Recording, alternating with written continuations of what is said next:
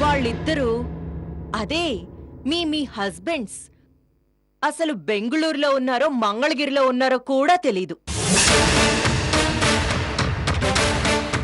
అలాంటి వాళ్ల కోసం మీరే ఇలా తయారైతే నా మొగుడి కోసం నేను ఈ మాత్రం తయారవకూడదా?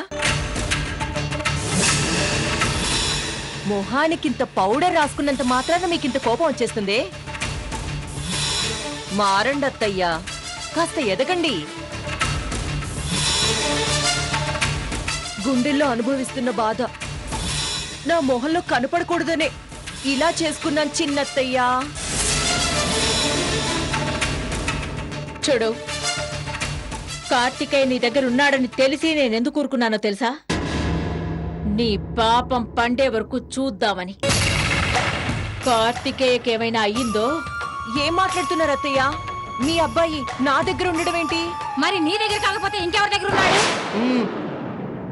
మీరాగండి, మీతో మాట్లాడేశాను కదా, మీ టర్న్ అయిపోయింది. కామ్గా ఉండండి. ఏమన్నారు? మీ అబ్బాయి నా దగ్గర ఉన్నాడా? ఏంటి?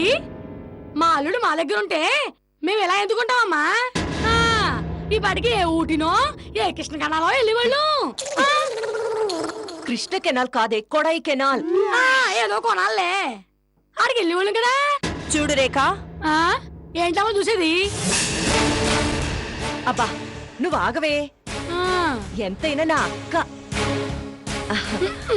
నువ్వు చెప్పక్క. నువ్వు కూడా మా నాయన నా దగ్గరే ఉన్నాడని అనుకుంటున్నావా ఏంటి? నేను కూడా కాదు, నేనే నమ్ముతున్నాను.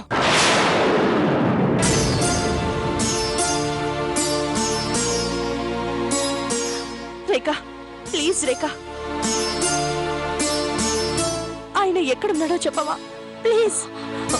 అక్క, ఒకే రక్తం పంచుకొని పుట్టకపోయినా ఒకే భర్తని పంచుకుంటున్నా. అలాంటిది నీకు నేను అబద్ధం చెప్తాను చెప్పు? అమ్ముడు, మీ ఇద్దరిని ఇలా చూస్తా ఉంటే శ్రీదేవి, శారద, సౌర్ బాబు సినిమా కార్తీక దీపం చూస్తున్నట్టుంది అమ్ముడు. అక్క,